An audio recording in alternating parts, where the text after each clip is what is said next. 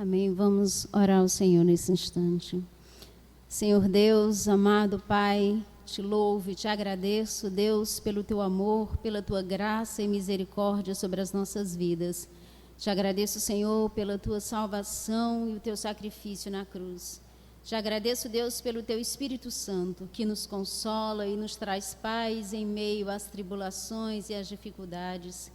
Nós confiamos em ti, ó Deus, e no teu amor. Por isso nós estamos aqui para te louvar e engrandecer o teu nome. Em nome de Jesus. Amém. Amém. Vamos continuar louvando ao Senhor, agora com a leitura bíblica no livro de Romanos, capítulo 8, versículo 18 a 28. Os irmãos acompanhem a leitura.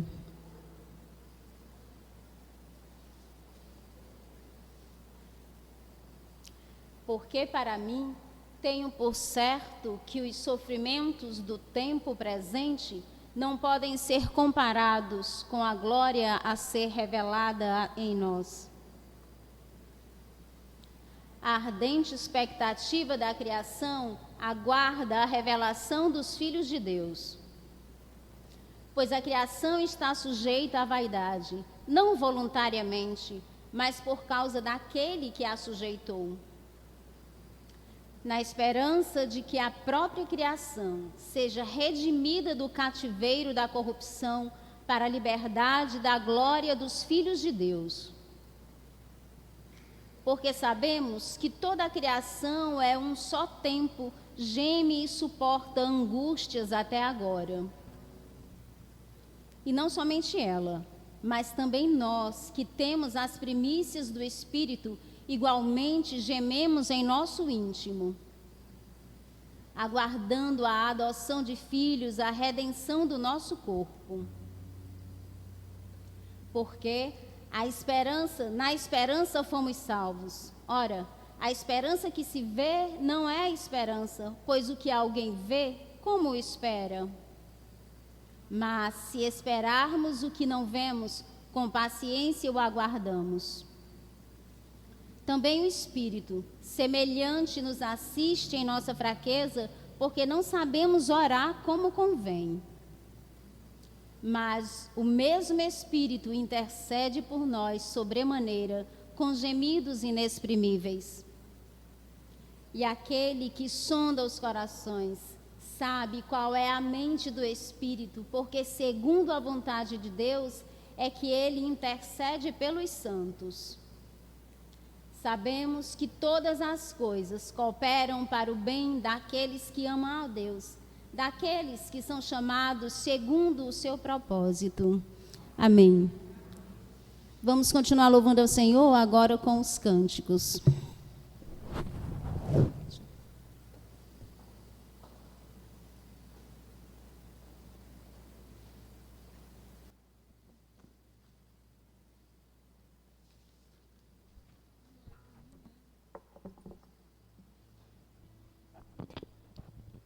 Amém. Vamos ficar em pé para louvar e adorar ao Senhor.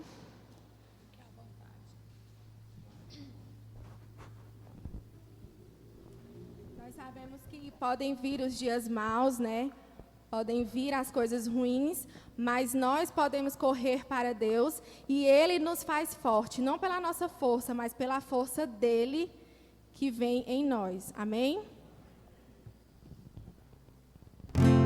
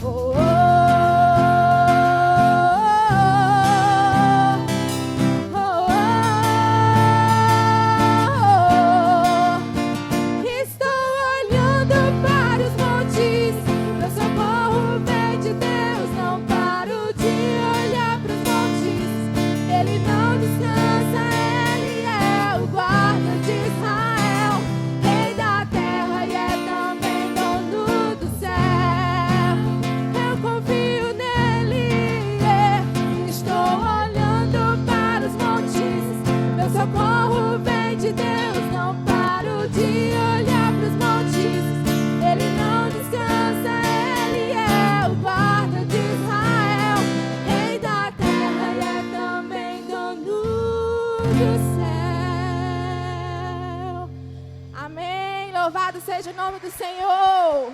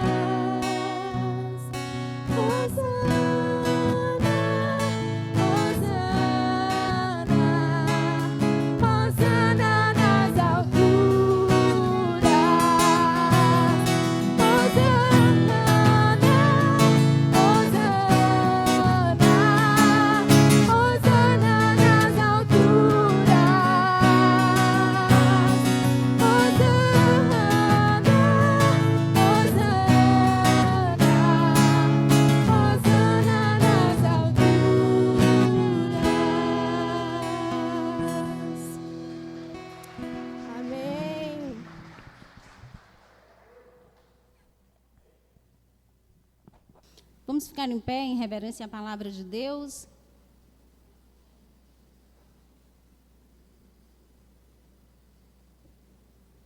Porque nós que vivemos somos sempre entregues à morte por causa de Jesus, para que também a vida de Jesus se manifeste em nossa carne mortal.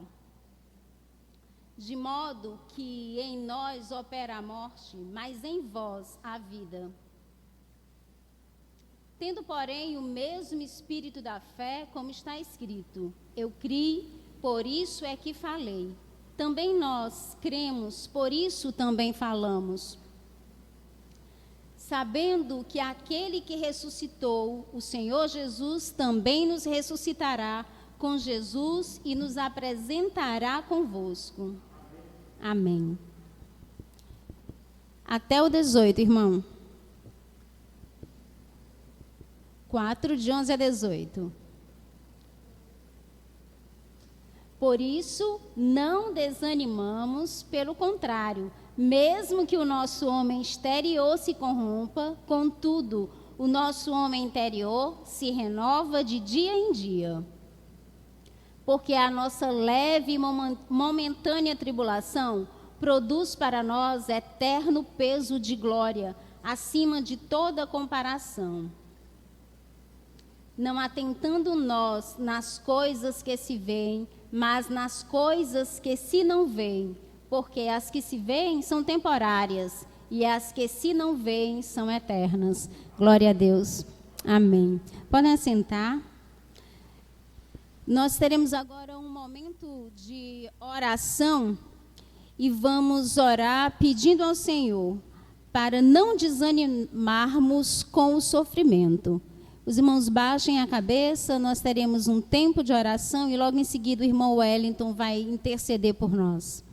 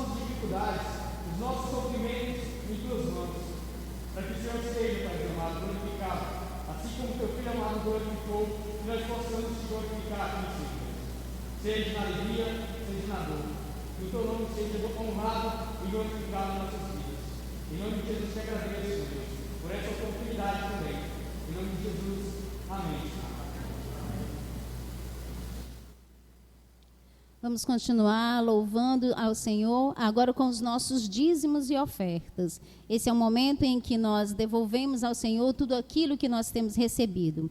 E devolvemos para o sustento e expansão do reino de Deus aqui. Como os irmãos já sabem, vamos vir aos poucos, sem aglomeração aqui no lugar da oferta. Sobre o meu pensar, tudo que eu falar faz-me refletir a beleza que há em ti. Tu és para mim mais que tudo aqui. Vem reinar de novo em mim, reinar em mim com teu poder sobre a escuridão, sobre os sonhos meus. Tu és o Senhor de tudo que sou. Vem reinar em mim, Senhor, reinar em mim com teu poder sobre a escuridão, sobre os sonhos meus. Tu és o Senhor de tudo que sou. Vem reinar em mim, Senhor.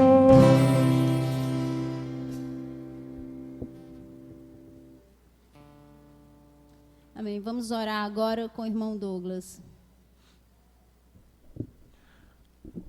Senhor Deus, nós te agradecemos, Pai, por estarmos aqui mais uma noite para poder te adorar e te engrandecer. Reconhecer, Pai, que o Senhor é soberano sobre todas as coisas. Reconhecer que o Senhor é Deus.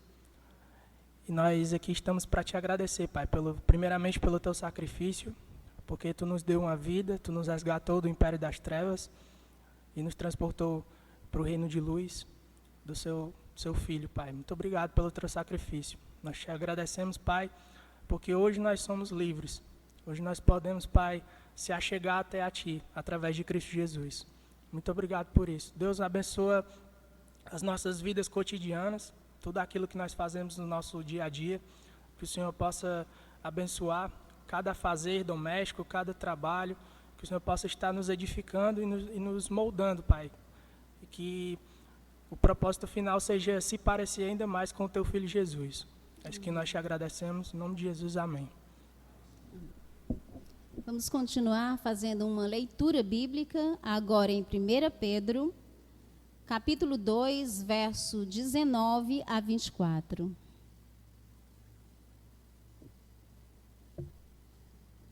Porque isto é grato, que alguém suporte tristeza e sofrimento injustamente, por motivo de sua consciência para com Deus. Pois que glória há, se pecando e sendo esbofeteados por isso, o suportais com paciência, se entretanto, quando praticais o bem, sois igualmente afligidos e suportais com paciência, isso é grato a Deus. Portanto, para isto mesmo fostes chamados, pois que também Cristo sofreu em nosso lugar, deixando-nos exemplo para seguirdes os seus passos, o qual não cometeu pecado, nem dolo algum se achou em sua boca. Pois ele, quando ultrajado, não revidava com ultraje, quando maltratado, não fazia ameaças, mas entregava-se àquele que julga retamente. Carregando ele mesmo em seu corpo sobre o madeiro os nossos pecados, para que nós, mortos para os pecados, vivamos para a justiça, por suas chagas fostes sarados. Amém. Que a palavra do Senhor encontre morada em nossos corações. Nós teremos agora um outro momento de oração e vamos pedir ao Senhor para seguirmos o exemplo de Jesus diante dos sofrimentos. Teremos também um momento de oração em silêncio e logo depois a irmã Vanessa Sanches nos elevará a Deus em oração.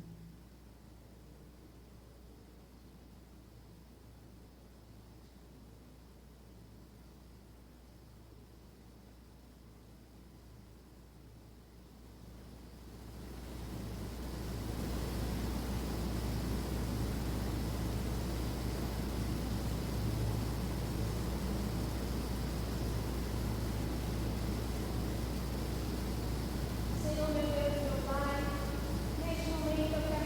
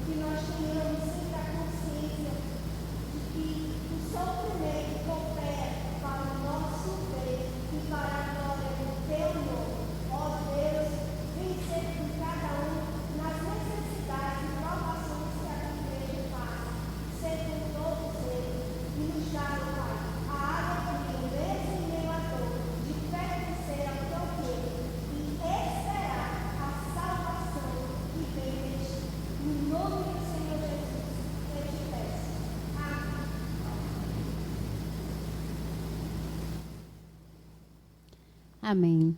Vamos ouvir agora a mensagem musical com o grupo de louvor.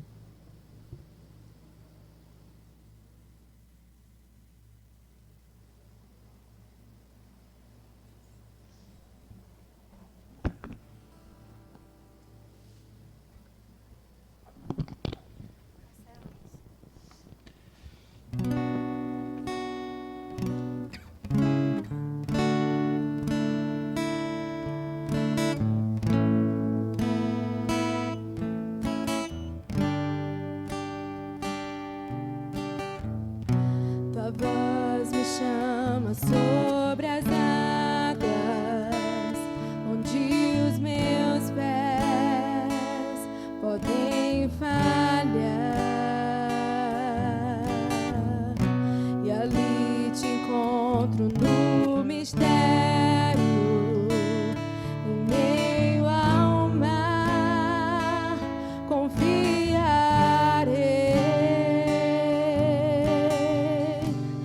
ao teu nome.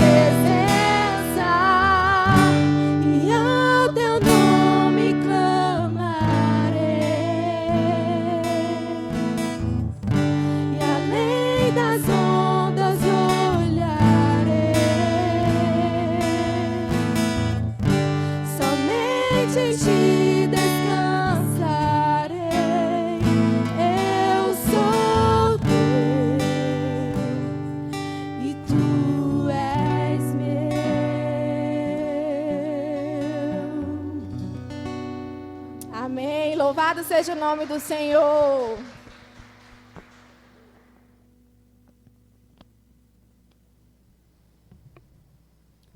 Vamos agora receber o pastor Tiago Sanches, que vai trazer a palavra do Senhor para nós nessa noite. Que o Senhor abençoe.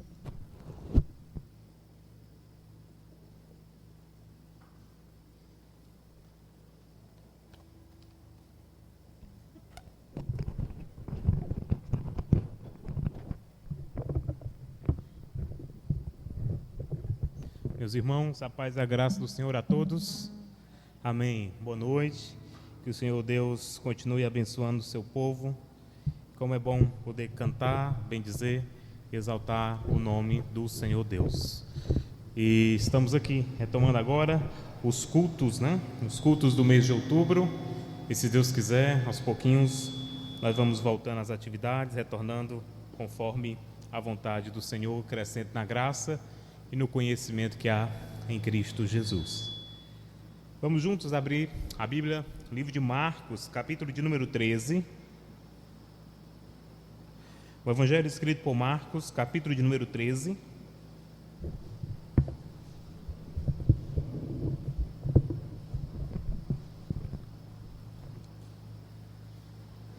Verso de número 1 ao verso de número 13. Vamos ler toda essa passagem.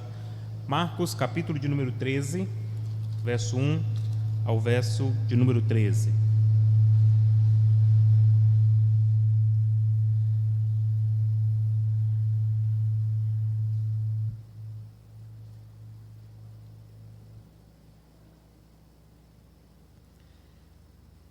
Diz assim o texto da palavra de Deus. Marcos, capítulo de número 13, de 1 a 13. Ao sair Jesus do templo, disse-lhe um de seus discípulos: Mestre, que pedras, que construções! Mas Jesus lhe disse: Vês estas grandes construções? Não ficará pedra sobre pedra que não seja derribada. No Monte das Oliveiras, defronte do templo, achava-se Jesus assentado. Quando Pedro, Tiago, João e André lhe perguntaram em particular: Diz-nos, quando sucederão estas coisas e que sinal haverá quando todas elas estiverem para cumprir-se?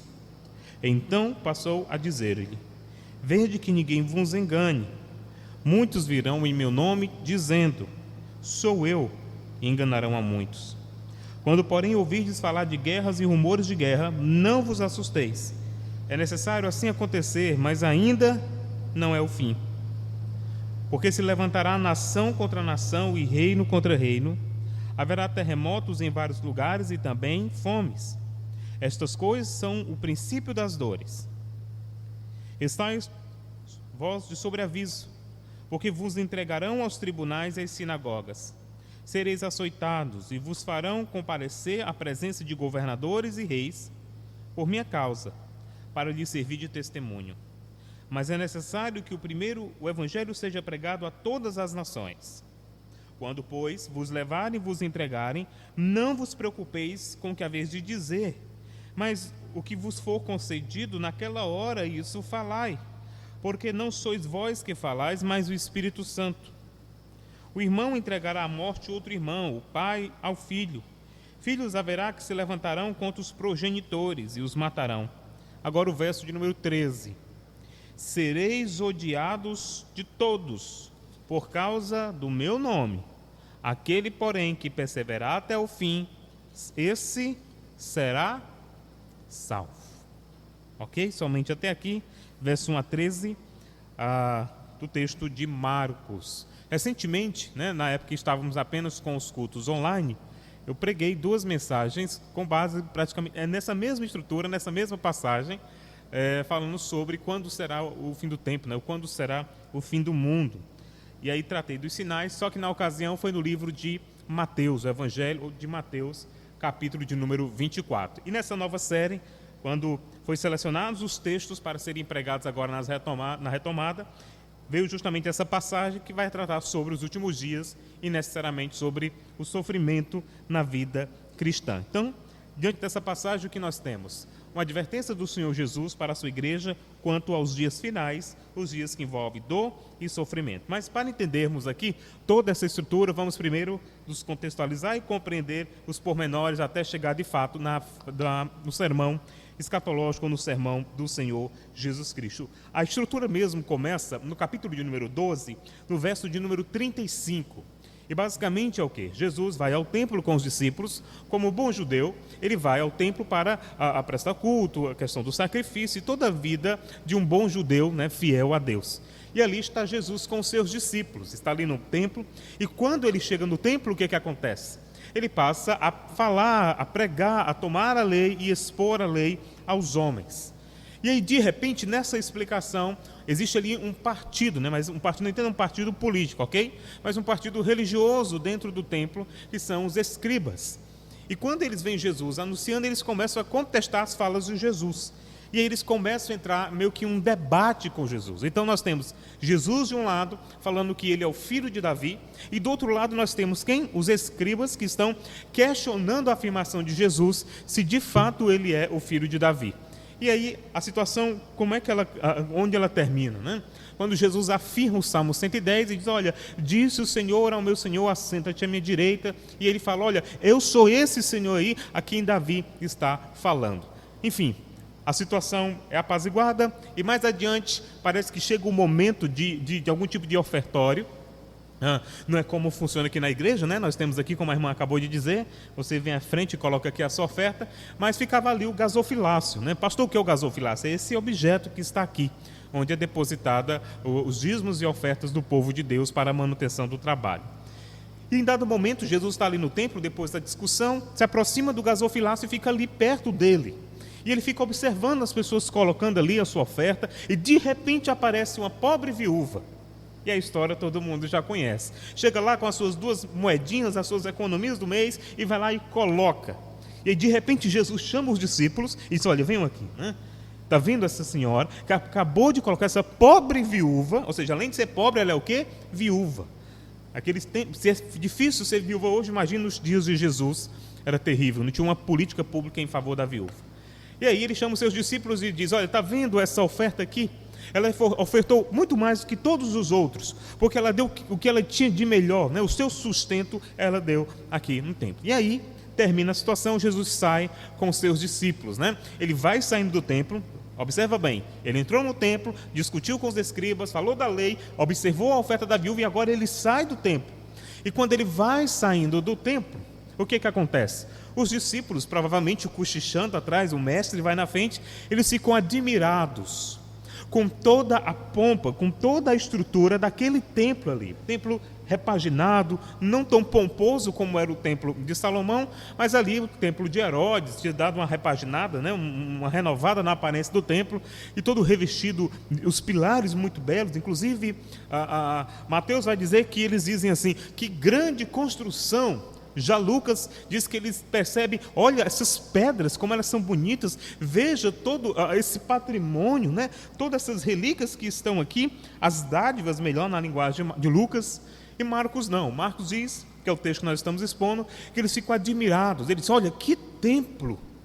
E aí você pode imaginar, os discípulos estão saindo do templo, cochichando, admirados com tamanha beleza, e de repente vem Jesus com um balde de água fria. Aí Jesus simplesmente diz assim, né? Imagina, eles empolgados olhando a estrutura, aí Jesus diz assim, ficará pedra sobre pedra. Não vai restar nada disso aqui. Na mesma hora, eu posso imaginar, né? Os discípulos se entreolhando, né? O quê? Né?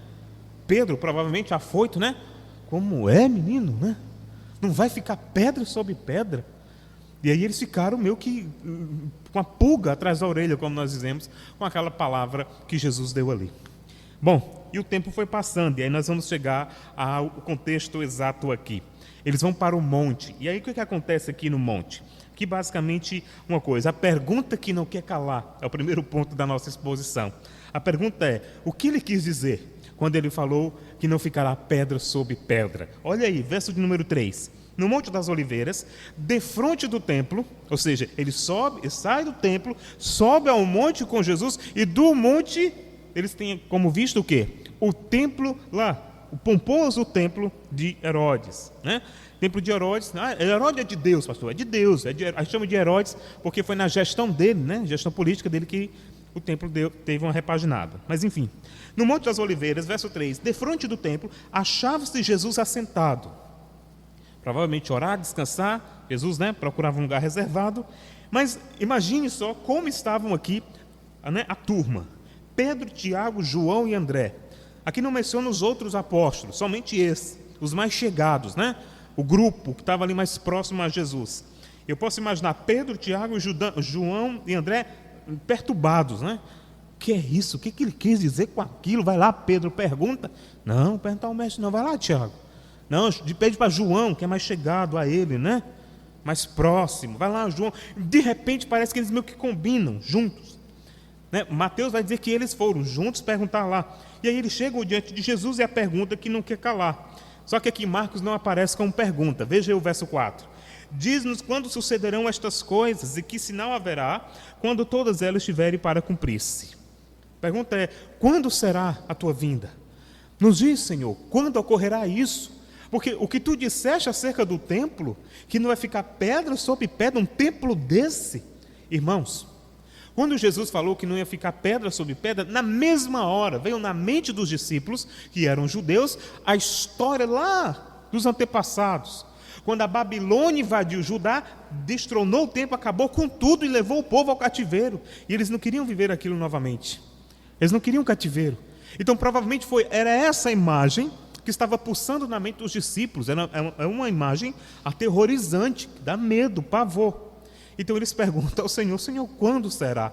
E aí o que é que nós temos aqui? Do verso 5 ao verso de número 13, nós temos um sermão de Jesus. Assim como tem o sermão da montanha, o sermão dos 12, nós temos o sermão escatológico. Você deve estar perguntando o que é escatológico. É o sermão acerca dos últimos dias.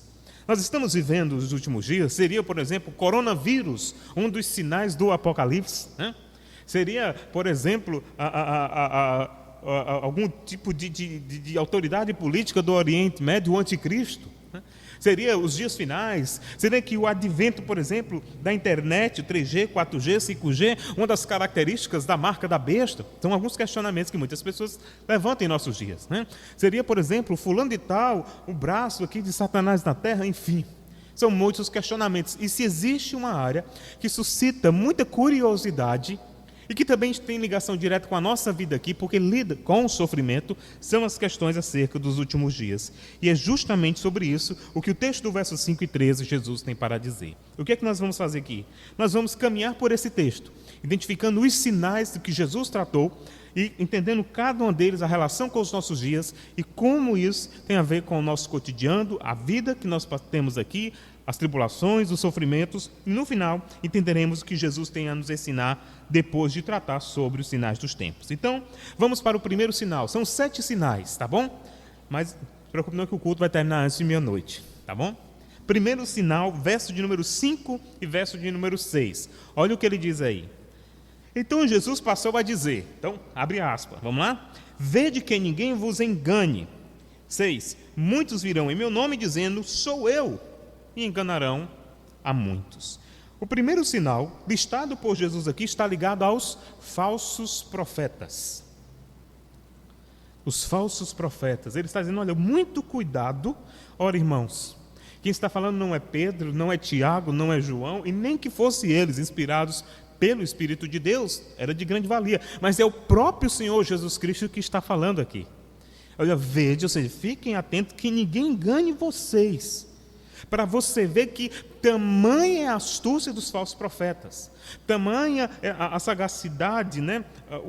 A enganação desses homens. Olha, para que ele não engane vocês, os falsos cristos, aqueles que viriam em nome do Senhor. Imagine você que já nos dias de Jesus existiam falsos profetas, falsos cristos, os chamados falsos messias do primeiro século. Homens que chegavam dizendo que eles eram o Filho de Deus, que tinham vindo ao mundo trazendo a mensagem de salvação e arrebanhava multidões. As pessoas iam com eles pelos desertos, pelos vilarejos, seguindo e crendo na sua mensagem. Já naqueles dias. Inclusive, um dos historiadores da igreja, logo no início ali, Eusébio de Cesareia, um bispo da igreja de Cesareia Marítima, ele foi o primeiro historiador da igreja, ele narra esses fatos sobre os falsos cristos que circulavam até meados do ano 324 depois de Cristo. Para você ver que falso profeta não é coisa só dos nossos dias. Sempre a igreja lutou contra falso profeta e nunca vai deixar de lutar. E esse tipo de gente traz sofrimento à vida do povo de Deus porque traz engano.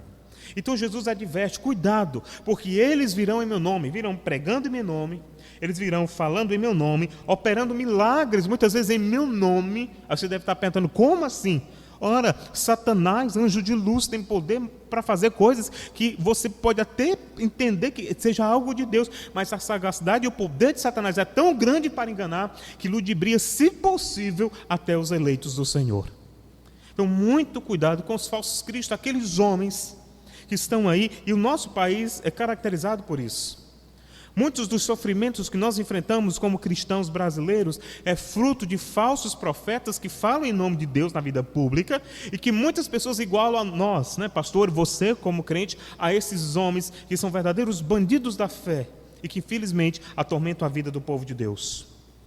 Falsos cristãos, o falso evangelho, a falsa mensagem de salvação, tudo isso massacra a vida do povo de Deus. É bem verdade que alguns falsos cristos são engraçados, né? Como o Henrique Cristo, né? Ninguém coloca fé naquele homem, mas está até hoje arrebanhando multidões de pessoas que seguem ele, entendendo que ele é o Cristo. Mas lógico, existe desorientado em todo lugar no mundo, mas enfim. Então, falso Cristo aqui traz a ideia desses homens que estão por aí, dizendo que são da parte de Cristo, mas na verdade são instrumentos de Satanás para atazanar a vida do povo de Deus. Então esse é o primeiro sinal dito por Jesus para que tenhamos cuidado e que entendamos que isso marca a sua vinda. É um sinal que atesta a sua vinda. O segundo sinal está no verso 7 e a primeira parte do verso 8. Olha o que ele diz aí. Quando, porém, ouvirdes falar de guerras e rumores de guerra, não vos assusteis. É necessário assim acontecer, mas ainda não é o fim, porque se levantará nação contra nação e reino contra reino. Você deve estar se perguntando, mas pastor, sempre teve guerra. Você lê a história da humanidade, sempre a humanidade esteve em guerra, é verdade. Mas desde a primeira vinda do Senhor Jesus Cristo, esse sinal tem se intensificado, as lutas têm sido gritantes. E sempre existe conflito. Sempre, por exemplo, nós estamos aqui e nós temos conflitos militares acontecendo nesse exato momento, né?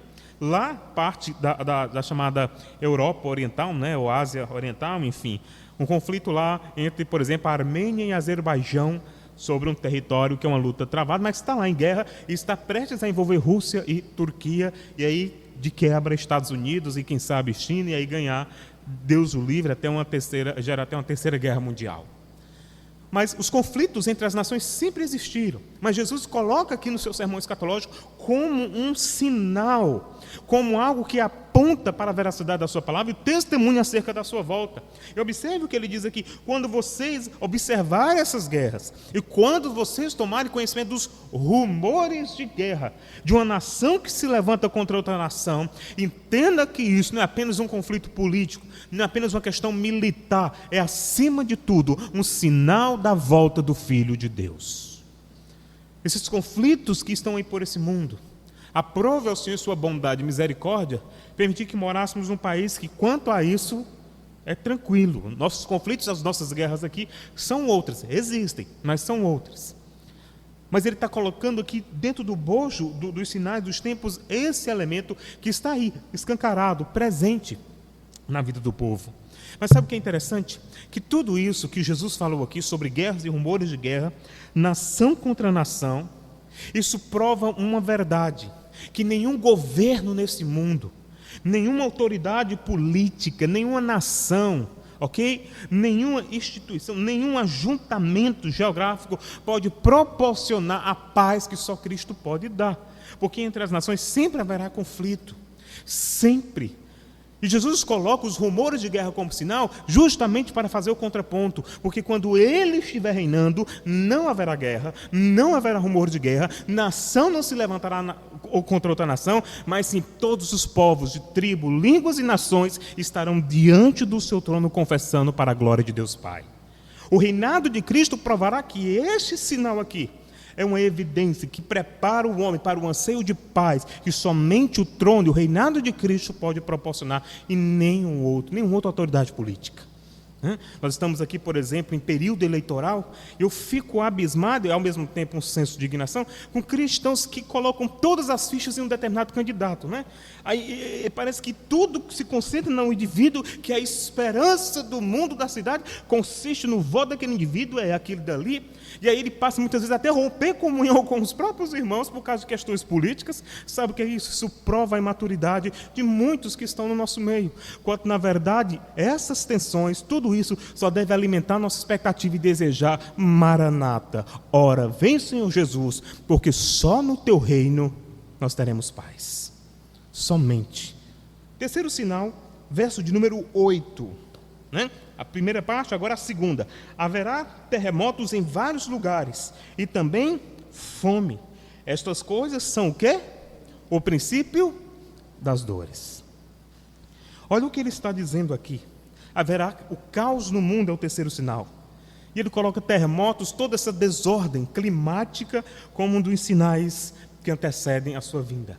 A fome, algo que veio justamente para tirar a paz das nações, e uma consequência do primeiro sinal, do sinal que eu tratei anteriormente.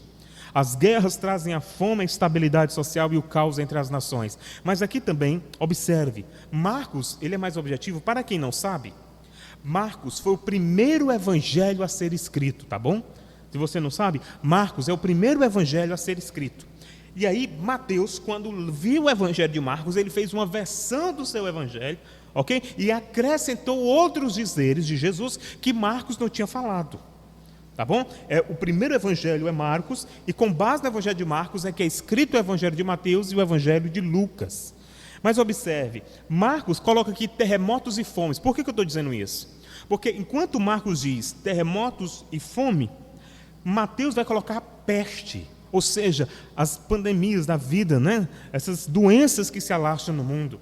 Ou seja, antes da volta de Jesus, muitas doenças virão a este mundo.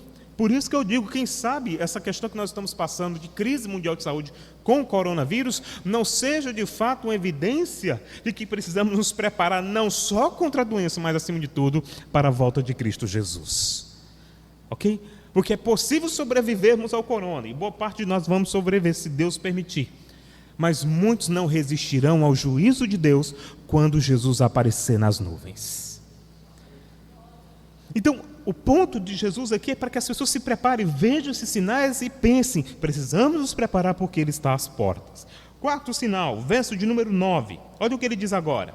Estais sobre vós avisados, estais vós de sobreaviso, ou seja, você está ciente do que eu estou dizendo. Então, abra bem o seu olho. Verso 9. Porque vos entregarão aos tribunais e às sinagogas, e sereis o quê? Acariciados? Não, o que é que diz aí? Açoitados, e vos farão comparecer à presença de governadores e reis por minha causa, para lhes servir de testemunho. O quarto sinal que Jesus fala em seu sermão é a perseguição. A perseguição ao povo de Deus. O povo de Deus que sempre esteve diante desse contexto. Observe o que ele diz aqui: vocês terão que comparecer aos governadores, perante aos reis, às sinagogas, todo um ambiente jurídico ali, e você vai ter que prestar depoimento por causa das acusações que serão levantadas contra vocês. Hoje nós vivemos bem, diga-se passagem, nós aqui não sofremos nenhum tipo de perseguição militar. No Brasil, o que nós sofremos é perseguição ideológica, ou político-ideológica, que tenta de todas as formas fragilizar, fragmentar os pilares da nossa herança colonial judaico-cristã e colocar agora outras ideias, outros pensamentos. É por isso que nós temos o quê? Ter muito cuidado quanto a essa perseguição ideológica, Novo padrão de família, aceitação da homossexualidade, questões relacionadas ao casamento, questões relacionadas ao pronunciamento público. E tudo isso com o discurso que precisamos ser mais tolerantes, mas não tolera muitas vezes a igreja quando ela simplesmente diz que pecado é pecado e não tem negociação. Perseguição ideológica.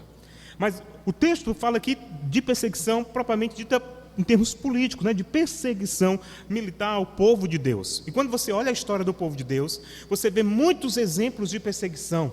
Para quem não sabe, do ano 33, ali quando Jesus Cristo morreu e foi assunto aos céus, que a igreja se estabelece em Jerusalém, e depois do ano 40 até o ano 311 depois de Cristo, a igreja sofreu uma série de perseguições do Império Romano.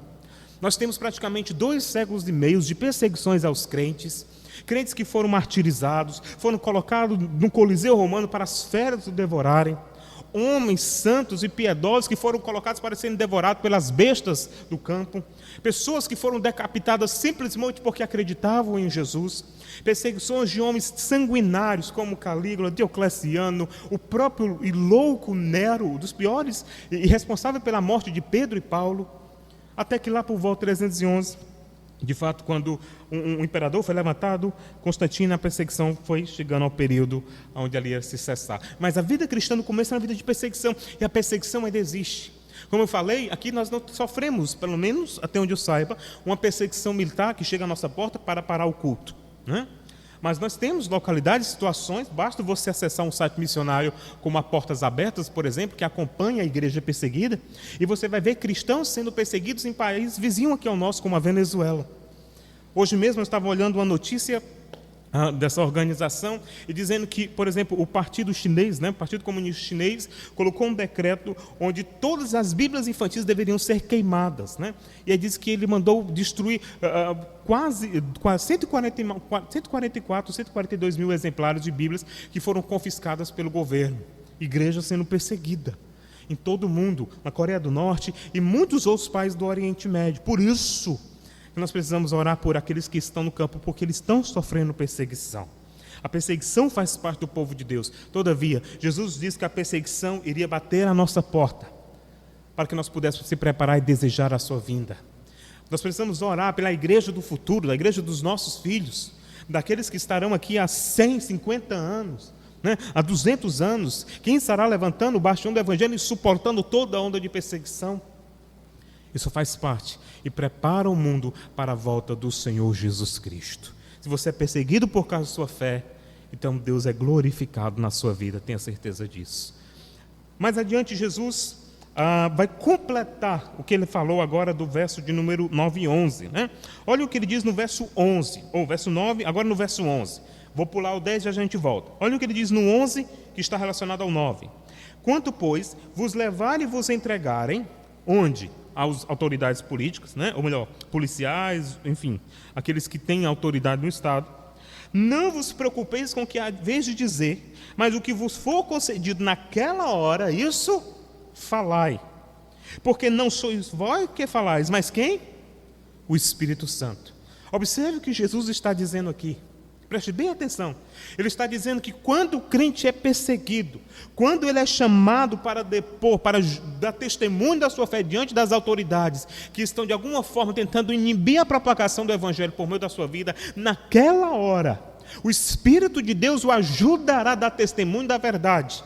Ele não quer dizer que ele vai te livrar da condenação e te livrar do sofrimento, mas que ele estará com você e vai te dar palavras para dar testemunho da verdade, mesmo diante das autoridades.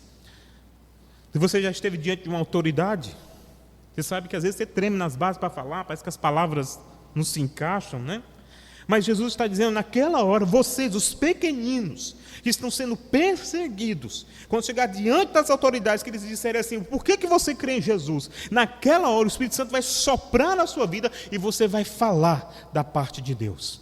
Sabe o que é isso? É Deus dizendo que Ele está ajudando o seu povo na hora da perseguição. Em nenhum momento, aqui uma observação, tá bom? Em nenhum momento ele está dizendo que quando você for convidado para pregar lá no Ministério de Mulheres, de adolescentes, de jovens, enfim, você não vou estudar a Bíblia não. Na hora lá, pá, o Espírito Santo vem, fala na hora, do alto assim, nada de se preparar. Não, o texto não está dizendo esse tipo de coisa. Você tem que se preparar, tem que estudar, orar para chegar lá e falar com amor e devoção a palavra de Deus. E está falando que o Espírito Santo ajudará os crentes em contexto de perseguição, naquela hora, a dar testemunho. Não quer dizer que o Espírito Santo não vai ajudar em outras áreas, vai. Mas o texto aqui está tratando de pessoas no contexto de sofrimento e de perseguição religiosa. Se você nunca passou por uma perseguição religiosa, se prepare, porque nós podemos passar. Quem sabe no futuro a situação fique mais complicada para quem quer servir a Deus. E aí nós vamos precisar de auxílio e poder do Espírito Santo para dar testemunho na hora que de fato o circo fechar. Mas vamos lá, mais um sinal, o quinto sinal, verso 10. Mas é necessário que primeiro o evangelho seja pregado aonde? A todas as nações. Observe bem, esse aqui é um texto muito mal interpretado, principalmente por quem gosta da obra de missões e não entende bem o que ele está falando. Em nenhum momento Jesus está dizendo que ele só vai voltar quando todas as pessoas forem evangelizadas. Não é isso. Não é isso. Ele está dizendo que um dos sinais da sua volta e que antecede a sua volta é que o evangelho vai se expandir, vai ser pregado entre as nações. Agora pense bem comigo. Quando Jesus falou isso, ele estava no topo do monte, junto com Pedro, Tiago, João e André, o grupinho ali de discípulos. E quem imaginava que aquele pequeno grupo de homens, tão difíceis de lidar, com a natureza tão difícil, seriam instrumentos de Deus para levar o evangelho aos 4 cantos da terra? Será que já passava na cabeça, por exemplo, de André, que por meio dele o evangelho chegaria, por exemplo, à Índia? A história diz que o evangelho chegou à Índia por intermédio de André, né? Ia se expandir, ia chegar lá. Então, ele imaginava que Deus ia usar assim, dessa forma, quando ele ouviu esse sermão?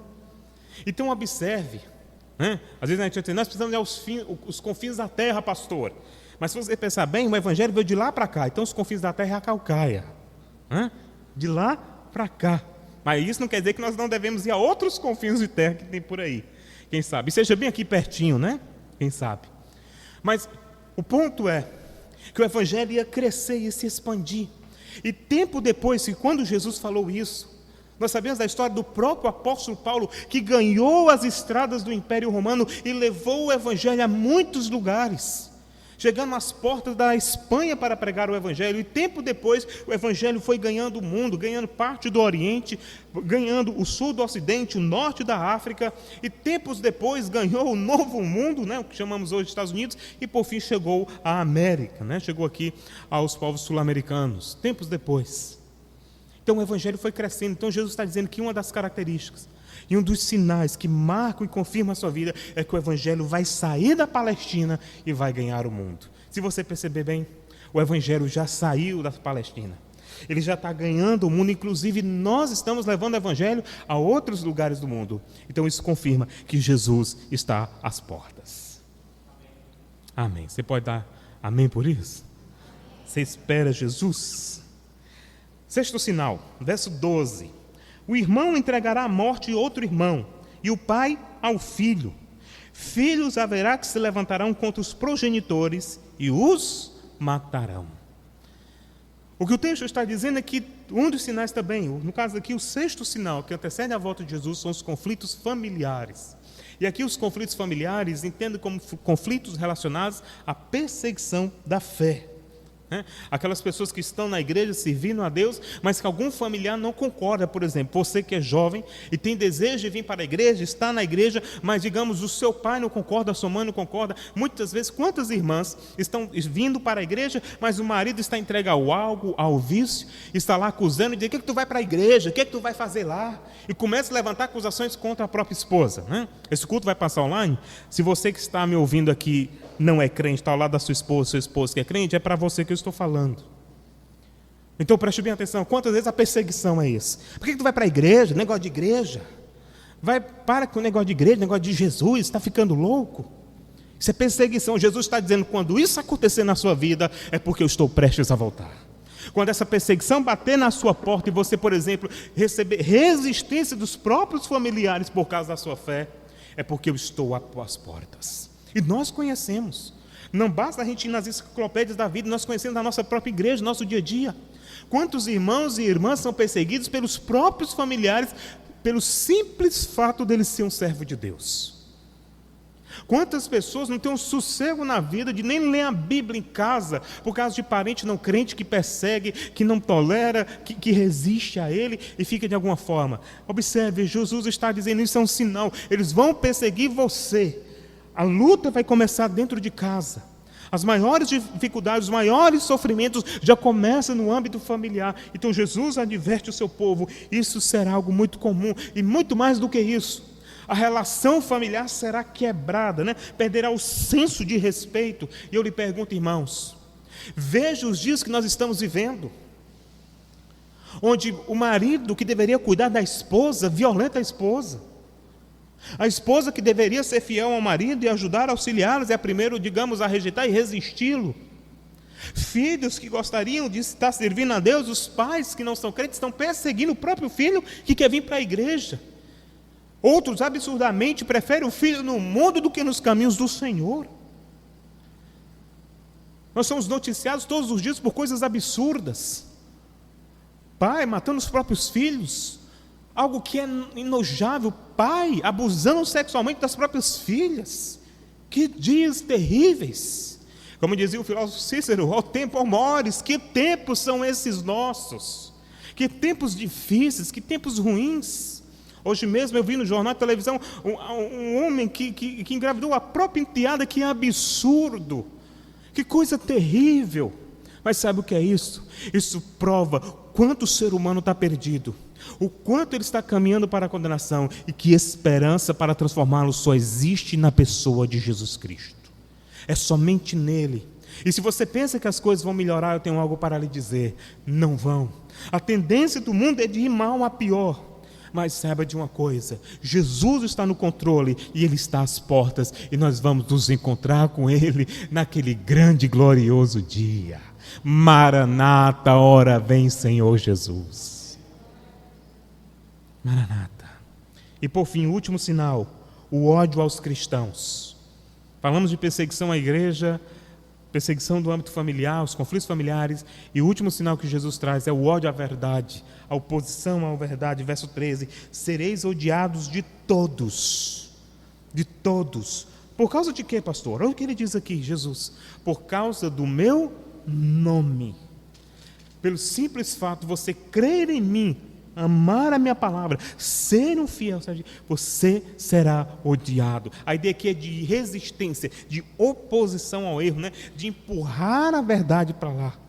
Pessoas que rejeitam a verdade de Deus. O sermão de Jesus, de Marcos 13, ao falar dos sinais, ele está falando sobre o princípio das dores. Veja o final do verso 8, por favor. Olha o que ele diz no final do 8. Estas coisas são o quê? O princípio das dores. Aqui é a linguagem de uma gestante, a figura que Jesus está usando é de uma gestante. Você que já teve filhos, minha irmã, você sabe muito bem o que eu estou falando, né? Aquelas que não tiveram, se prepare para o princípio das dores, onde as contrações virão, as dores, né, que vão ali caracterizar o parto. Mas de repente aquele momento de dor, né, de sofrimento, né, e que você está ali, a esposa, né, a Vanessa, nós tivemos 2 filhas, né, as 2 cesarianas, então não percebeu muito bem como é essa logística aqui de dor, de princípio das dores. Mas quem já teve filho no parto normal e que passou por isso, sabe, aquele momento de, muitas vezes, agonizante de dor, meio que falta o ar, o fôlego, a força para colocar o menino para fora, mas de repente você está no princípio das dores e a criança sai, sensação de alívio, e quando você vê a criança nos seus braços, esquece toda a dor que passou. A alegria é maior do que a lembrança da dor. Jesus está dizendo, então, diante dos sofrimentos que são os princípios das dores, quando você vê o Filho de Deus, você esquecerá todo o sofrimento dessa vida. Tudo. Quando nós nos encontrarmos com Jesus, olharmos para Ele, nós seremos capazes de dizer: Senhor, por isso que eu estou experimentando agora, pelo que eu estou vendo agora ao Senhor face a face, eu passaria todo o sofrimento novamente, porque nada pode ser comparado à presença do Senhor Jesus Cristo. Nada, nada. Mas para isso é necessário perseverar em meio ao sofrimento, em meio aos últimos dias. Não é o que ele diz no final do 13? Nós vamos encerrar aqui. Aquele, porém, que perseverar até o fim, esse será salvo. Tá bom, meu irmão? Os dias são difíceis. As lutas familiares, as lutas espirituais, os sofrimentos em casa, no seu dia a dia, onde quer que você esteja inserido, o sofrimento faz parte da vida cristã. Eu seria desonesto com você que está me ouvindo ao dizer que a sua vida agora na igreja está sem sofrimento. Não existe mais sofrimento. Eu estaria sendo um charlatão se eu dissesse: venham, se congregue conosco e todo o sofrimento cessará. Não, mas eu tenho algo para lhe dizer. A vida cristã tem seus altos e baixos, e como eu sempre digo, para muitos mais baixo a ponto de se arrastar. Mas não se esqueça que a graça do Senhor é com seu povo, E todo sofrimento pode ser suportado, porque maior é o que está conosco do que o que está no mundo. Ele é maior do que tudo. Todo sofrimento é possível suportar por causa de Cristo Jesus. Então, por mais difícil que esteja a sua vida, perceba que Jesus lhe deu esse sinal para abrir os seus olhos, para que você não fique tomado pela ignorância, mas tenha conhecimento não só dos sinais, mas quem é maior do que todos eles, está no controle da sua vida e no controle da história deste mundo, o Senhor Jesus Cristo. Ele está no trono, Ele governa e Ele deu o sinal para que tenhamos isso em mente. Quais as lições que esse texto tem a nos ensinar e nós vamos encerrar aqui? Algumas lições, eu separei apenas 3 delas com base nesse texto. A primeira, o sermão dos últimos dias de Jesus tem como finalidade advertir o povo de Deus, isto é, ajudar a igreja a se preparar para os dias difíceis que estão por vir, a lidar com os sofrimentos desta vida presente. Tudo isso Jesus falou não para te trazer medo. Existem pessoas que têm medo do Apocalipse, né? Ah, pastor, eu me lembro que eu trabalhei numa livraria por 6 anos, e aí eu atendia gente de todo tipo. Eu me lembro muito bem essa história. Eu me lembro que chegou uma senhora na loja e disse assim: olha, eu queria uma Bíblia. Tudo bem, eu dei uma Bíblia para ela. Quando ela pegou a Bíblia que ela abriu logo o livro de Apocalipse. Ela fechou a Bíblia e disse: misericórdia, vendedor. O que foi? Eu não abri no Apocalipse, não é um bom sinal. O que é isso? Não, só tem coisa ruim. Não, o tema do Apocalipse é a vitória de Cristo, do seu povo. Maior do que o sofrimento é a vitória daquele que é Rei dos Reis e Senhor dos Senhores. Por isso, meu irmão, quando Jesus nos deu essas advertências, não foi para Ele trazer medo, mas para você preparar a sua vida diante de Deus. Preparar diante mesmo das tribulações. Quem sabe essas tribulações que nós estamos passando, os sofrimentos que estamos passando, não seja Deus nos preparando para algo maior que está por vir. Sabe por quê? Porque Deus, Ele não joga dados, Ele acerta do começo ao fim. Ele sabe o que vai acontecer, e nem o sofrimento na vida do servo de Deus é vão. Deus está usando tudo isso para preparar o seu povo. Ele deu esses sinais para preparar a sua igreja. Ele permitiu as provações para preparar o povo, para que estejamos mais fortes, robustos espiritualmente, esperando o Senhor no dia que Ele voltar. Nós lemos aqui essa noite, as glórias do porvir não podem ser comparadas, né, a esse sofrimento. Elas são muito maiores. E Ele tem preparado para nós. Então, quando você estiver passando pelas provações, existe uma canção muito comum no meio pentecostal, né? Você está passando pela provação, dá glória a Deus, meu irmão. Como batista eu digo, dê glória a Deus mesmo, meu irmão. Porque em meio a tudo isso, Deus está moldando a sua vida. Deus está preparando você para se encontrar com o Senhor Jesus Cristo. Amém. Segunda lição. Em meio a todo esse cenário apocalíptico, não podemos esquecer que Jesus está com a sua noiva. Ele mesmo falou: eu estarei convosco todos os dias até a consumação dos séculos. Ele retornou à ascensão de Jesus, ele ressuscitou e voltou ao Pai, mas ele deixou o quê? Um outro Consolador, para dar testemunho da sua presença para conosco. Nós estamos aqui, mas Ele também está presente na vida do seu povo. Ele está aqui em nosso meio, nós podemos senti-lo espiritualmente. E Ele é tão bondoso que Ele nos deu 2 sinais da sua presença na igreja. O primeiro, o som da sua voz quando a palavra é pregada. Quando essa palavra está sendo exposta, não é apenas o pastor que está falando, é acima de tudo o Espírito Santo de Deus dando testemunho da voz de Jesus na tua consciência. E o segundo sinal nós temos diante de nós aqui, a mesa do Senhor. Pão e vinho como símbolos de sua morte, sua ressurreição, para darmos testemunho de quão misericordioso Ele era. Então, meu querido irmão, Jesus está com a sua igreja. Ele nunca abandonou e nunca abandonará o seu povo. Ele está conosco, está no meio de nós e nós podemos glorificá-lo. Amém. E por fim, tome os sinais como incentivo para buscar mais a Deus, perseverar na fé e cultivar uma vida de piedade. Tome esses sinais como uma injeção de ânimo para você buscar mais o Senhor, para estar mais preparado para quando Jesus voltar, você se encontrar com Ele nos ares. Já parou para imaginar que grande e glorioso dia, quando de repente os santos anjos do Senhor irão trovejar dos 4 cantos da terra, e de repente os céus se abrirão, e o Filho de Deus vai descendo com poder e grande glória, e nós nos encontraremos com o Senhor e o veremos face a face, para reinarmos com Ele para todo o sempre.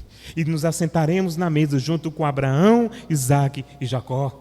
Conheceremos o apóstolo Paulo, conheceremos os grandes crentes do passado, irmãos nossos, conheceremos Elias, mas veremos Jesus face a face. E o melhor, Ele será o sol da justiça, uma luz que nunca, nunca apagará. Ele enxugará do seu rosto toda lágrima, todo sofrimento, e nós ouviremos a sua voz: vinde, benditos de meu Pai, possuí por herança o reino que vos está preparado. Amém. Feche seus olhos, nós vamos orar ao Senhor Deus. Faça a sua oração e peça duas coisas ao Senhor. Peça ao Senhor que lhe dê graça para suportar os sofrimentos desta vida presente. E segundo, peça ao Senhor que prepare a sua vida enquanto você está sofrendo, para se encontrar com Jesus Cristo nos ares. Vamos orar. Deus, nós te agradecemos, porque o Senhor não deixou perecermos na ignorância, mas nos deu a tua palavra para alimentarmos a fé, para acreditarmos que todo o sofrimento desta vida não é vão, mas que o Senhor está no controle de todas as coisas. E isto é tão provado que o Senhor nos deu os sinais dos tempos, para nos alimentar a fé, e cremos que é necessário perseverarmos até o fim. Ajuda-nos, ó Deus, porque somos fracos, somos falhos. Muitas vezes nos arrastamos, mas na maioria das vezes caímos, e precisamos da tua graça para nos levantar a mão, pois como diz a canção, e fazemos dela oração: com a tua mão segura bem a minha, porque nós precisamos do teu agrado, nós precisamos da tua graça, nós precisamos do teu amor, nós precisamos do teu sustento. Se conosco, ó Deus, e nos ajude nesta caminhada, e que possamos juntos orar ao Senhor e dizer: Maranata, ora vem, Senhor Jesus. Amém. Diga comigo: Maranata, ora vem, Senhor Jesus. Amém. Amém.